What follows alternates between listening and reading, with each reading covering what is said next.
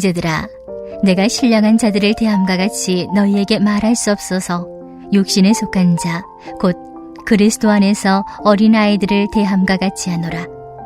내가 너희를 젖으로 먹이고 밥으로 아니하였노니 이는 너희가 감당하지 못하였음이거니와 지금도 못하리라. 너희는 아직도 육신에 속한 자로다. 너희 가운데 시기와 분쟁이 있으니 어찌 육신에 속하여 사람을 따라 행함이 아니리요. 어떤 이는 말하되 나는 바울에게라 하고 다른 이는 나는 아볼로에게라 하니 너희가 육의 사람이 아니리요. 그런즉 아볼로는 무엇이며 바울은 무엇이냐? 그들은 주께서 각각 주신 대로 너희로 하여금 믿게 한 사역자들이니라. 나는 심었고 아볼로는 물을 주었으되 오직 하나님께서 자라나게 하셨나니 그런즉 심는 이나 물 주는 이는 아무것도 아니로되 오직 자라게 하시는 이는 하나님뿐이니라. 심는 이와 물 주는 이는 한 가지이나 각각 자기가 일한 대로 자기의 상을 받으리라. 우리는 하나님의 동역자들이요 너희는 하나님의 밭이요 하나님의 집이니라. 내게 주신 하나님의 은혜를 따라 내가 지혜로운 건축자와 같이 터를 닦아두매 다른 이가 그 위에 세우나 그러나 각각 어떻게 그 위에 세울까를 조심할지니라. 이 닦아둔 것 외에 능히 다른 터를 닦아둘 자가 없으니 이 터는 곧 예수 그리스도라. 만일 누구든지 금이나 은이나 보석이나 나무나 풀이나 짚으로 이 터 위에 세우면 각 사람의 공적이 나타날 터인데 그날이 공적을 밝히리니 이는 불로 나타내고 그 불이 각 사람의 공적이 어떠한 것을 시험할 것임이라. 만일 누구든지 그 위에 세운 공적이 그대로 있으면 상을 받고 누구든지 그 공적이 불타면 해를 받으리니 그러나 자신은 구원을 받되 불 가운데서 받은 것 같으리라. 너희는 너희가 하나님의 성전인 것과 하나님의 성령이 너희 안에 계시는 것을 알지 못하느냐? 누구든지 하나님의 성전을 더럽히면 하나님이 그 사람을 멸하시리라. 하나님의 성전은 거룩하니 너희도 그러하니라. 아무도 자신을 속이지 말라. 너희 중에 누구든지 이 세상에서 지혜 있는 줄로 생각하거든 어리석은 자가 되라. 그리하여야 지혜로운 자가 되리라. 이 세상 지혜는 하나님께 어리석은 것이니 기록된 바 하나님은 지혜 있는 자들로 하여금 자기 꾀에 빠지게 하시느니라 하였고 또 주께서 지혜 있는 자들의 생각을 헛것으로 아신다 하셨느니라. 그런즉 누구든지 사람을 자랑하지 말라. 만물이 다 너희 것임이라. 바울이나 아볼로나 게바나 세기나 생명이나 사망이나 지금 것이나 장래 것이나 다 너희의 것이요 너희는 그리스도의 것이요 그리스도는 하나님의 것이니라. 아멘.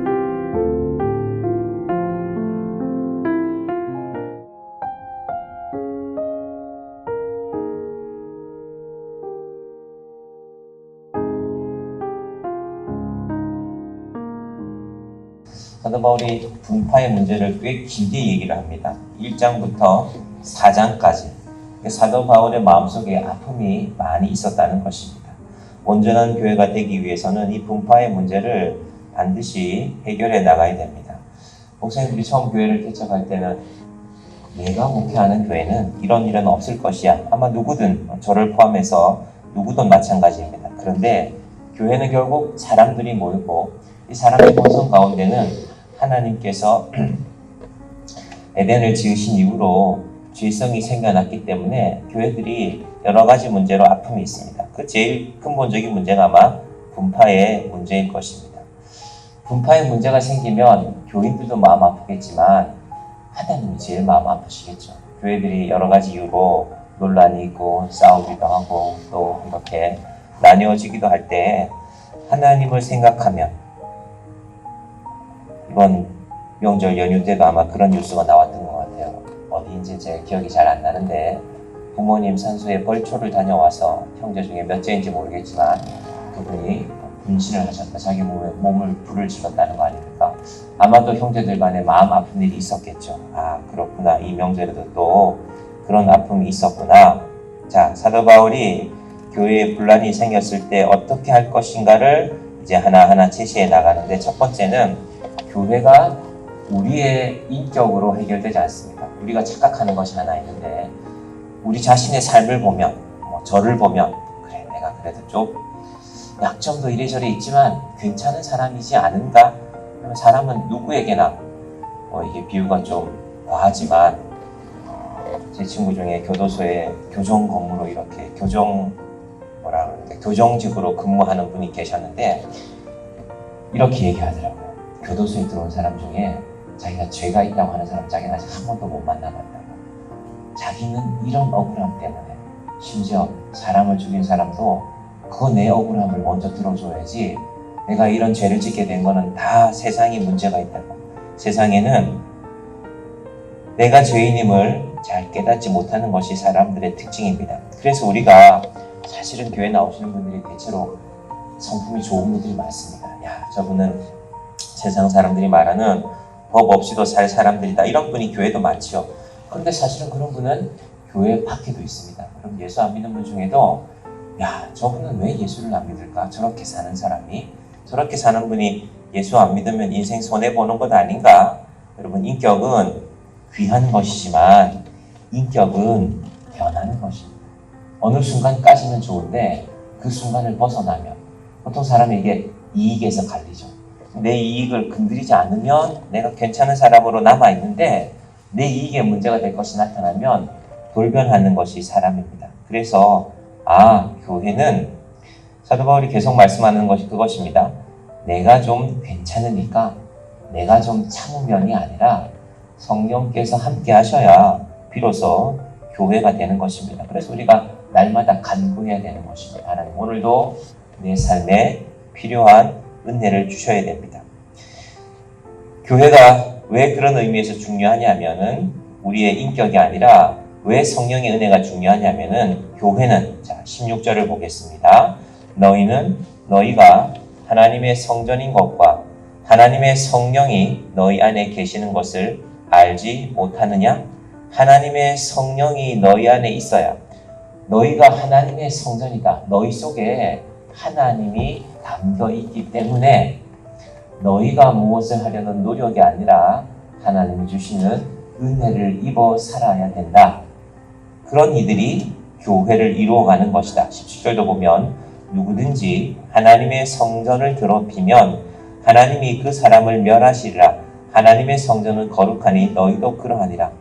이게 무슨 말이냐면은, 내가 너무 마음이 언짢으니까 내가 오늘은 참을 수가 없습니다 가 아니라, 교회는 하나님의, 우리 몸이 하나님을 담는 그릇이기 때문에 항상 조심해야 된다라는 것입니다. 자, 교회가 두 가지 의미에서 거룩해야 되는데, 첫 번째는 우리가 하나님의 성전이다. 16절에 따르면, 두 번째는 하나님의 성령이 너희 안에 계신다는 것을 잊어버리지 말라는 것입니다.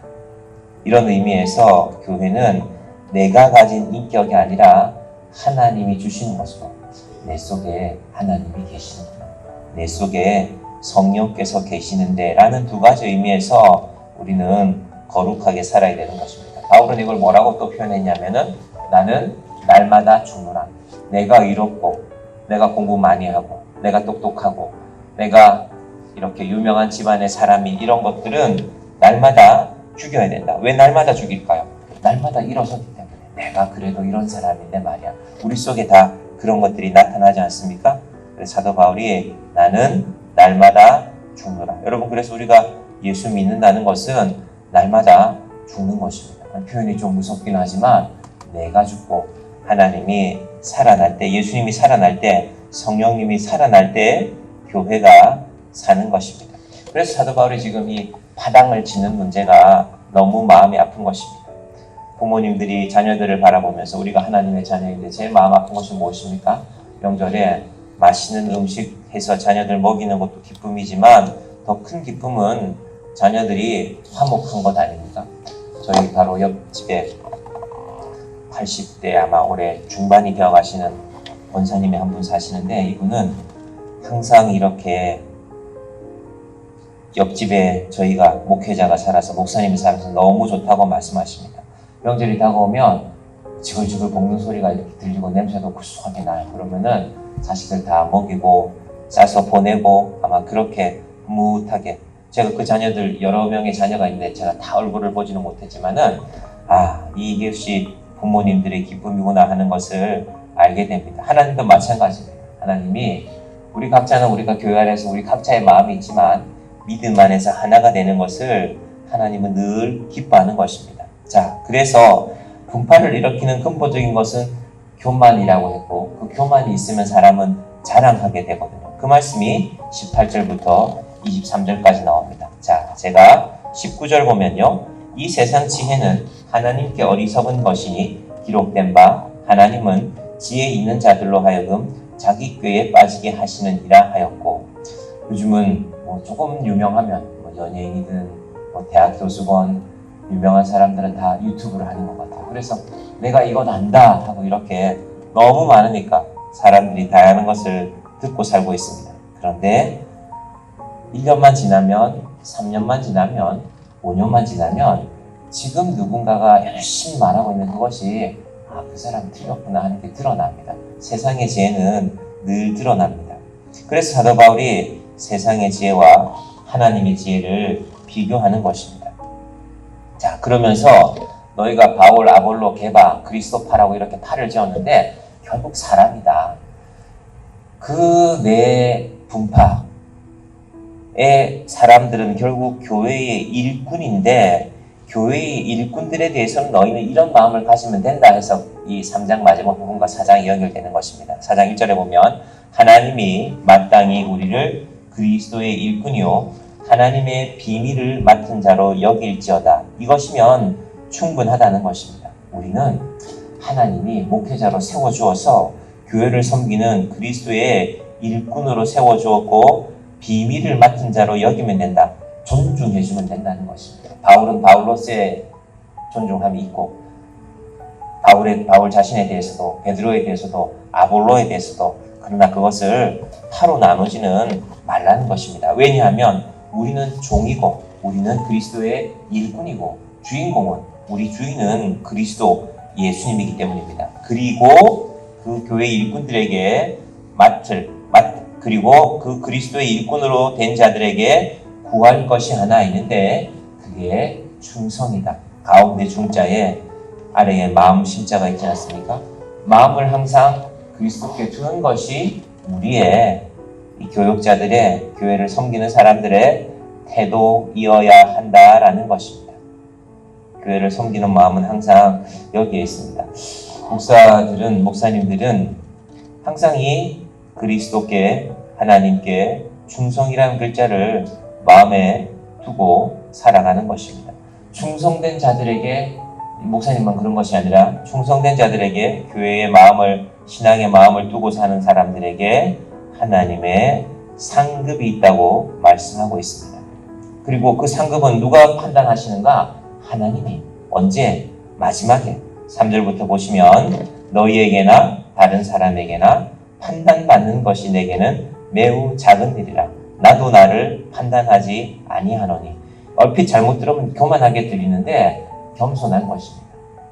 사람은 자기를 다 판단하고 싶어요. 다른 사람들의 판단은 인색해도 나는 나를 좀 후하게 점수를 주고 싶거든요. 그것도 나는 하지 않겠다는 것입니다. 하나님의 판단을 기다리겠다는 것입니다. 이 4절이 특히 그렇게 들려요. 내가 자책할 아무것도 깨닫지 못하나. 잘못 읽으면 바울 이 사람 참 교만하구나. 자기가 아무리 잘나도 그렇지 왜 이 말을 하느냐. 고린도 교회에 생겨난 문제 때문에. 자, 이로 말미암아 의롭다함을 얻지 못하노라. 다만 나를 심판하시는 주시니라. 그러니까 사도 바울이 내가 자책할 것이 내가 보기에는 없지만 이게 하나님께 의가 되지 않는다. 하나님께서 나를 판단하는 것이 그분의 의다라고 말하는 것입니다.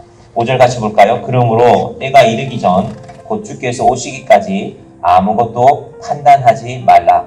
그가 어둠에 감추인 것들을 드러내고 마음의 뜻을 나타내시리니 그때에 각 사람에게 하나님으로부터 칭찬이 있으리라. 여러분, 우리가 교회를 섬겨가면서 하나님으로부터 오는 칭찬을 듣는 그날이 귀한 주의 자녀들에게 함께 하시기를 바랍니다. 사람들은 세상에서 조금만 칭찬해줘도 당신 그거 참 잘합니다. 사람들은 그거 하나 바라보고 살지 않습니까? 아마 정치가들이 특히 그런 것 같습니다. 그래서 그 몇 표 더 얻어서 국회의원 한 번 더 하는 것에 그 국회의원 하는 분들 우리나라에서 제일 똑똑한 사람들 아닙니까? 그런데 마지막 판단은, 진짜 판단은 하나님께 있습니다. 이게 무슨 말이냐면 나는 세상의 판단에 관심 없다는 것입니다. 원래 그랬느냐? 그렇지 않았습니다. 바울이 세상의 판단에 관심이 많았기 때문에 길리기아 다소, 오늘날 터키 땅에서 예루살렘까지 공부하러 간 겁니다. 고등학교 때 열심히 공부한 아이들이 세상에 조금씩 이름을 내는 아이들이 가끔 신문에서 봅니다. 얘가 판사가 됐구나, 부장판사가 됐구나, 얘가 유명한 사업가가 됐구나, 가끔 신문에 이름을 봅니다. 생각해보면 그 친구가 참 성실했던 것 같아요. 그러니까 아침 일찍부터 밤늦게까지 공부하고 뭔가 열심히 했기에 어떤 자리에 올라갔겠죠.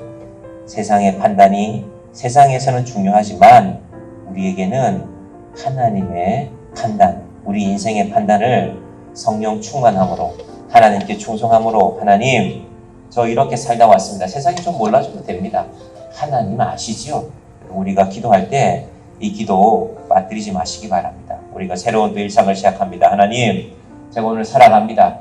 우리 가정도 돌아봐야 되고 제 직장에 나가서 제가 맡은 일을 감당해야 됩니다. 하나님, 세상의 일들이 결코 녹록하지 않습니다. 그러나 저는 하나님께 판단받는 사람이 되겠습니다.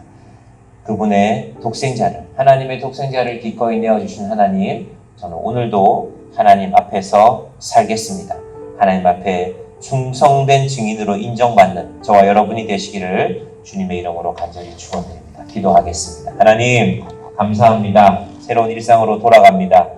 연휴 때 우리의 사랑하는 가족들도 만나고 부모님들 만나고 우리 자녀들도 만나고 하나님 주신 은혜 안에 사철에 봄바람 불어있는 우리 가정 되게 하여 주시고, 특별히 하나님 아버지 우리의 일상 가운데서 세상 사람들에게 인정받고 싶어하는 마음이 우리 모두에게 있습니다. 하나님, 그러나 세상이 있는 것들은 잠시 바람이 부는 것과 같고 벼가 날려가는 것과 같습니다.